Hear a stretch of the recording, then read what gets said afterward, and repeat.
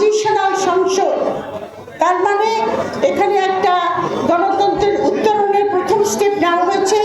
কিন্তু এই সংসদকে ডেলিবারেটিভ বা প্রাণবন্ত করার জন্য দুটি জিনিস এই সরকারের করতে হবে। একটা হলো জুলাই সনদকে এই সংবিধানের অংশ করে নিতে হবে, কারণ যেটা গণভোটে পাস হয়ে গেছে তার উপরে কোনো কনস্টিটিউশন নাই।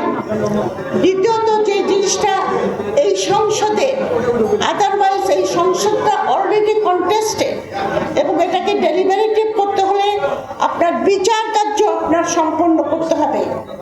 আপনার বিডিআরের হত্যাযজ্ঞ থেকে শুরু করে শাপলা সত্যচত্বর, হাসিনার আমলের গুম খুন, 24-এর আন্দোলনের ফলে আপরাইজিং এর ফলে যারা প্রাণহানি ঘটেছে তাদের প্রত্যেকের জন্য ন্যায় বিচার প্রতিষ্ঠা করতে হবে। ন্যায় বিচার প্রতিষ্ঠা না করলে পরে আপনার সোসাইটির যে মরাল ফ্যাব্রিক, মরাল অর্ডার যেটা ভেঙে যায় যে কোনো আপরাইজিং এর পরে, সেটাকে রেস্টোর করা সম্ভব হবে না।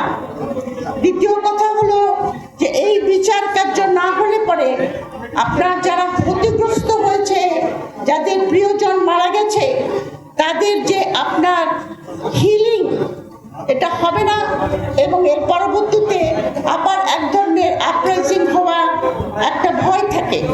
তো আমি এইটুকু বলেই শেষ করব। আবার আপনাদের সবাইকে ধন্যবাদ। Thank you.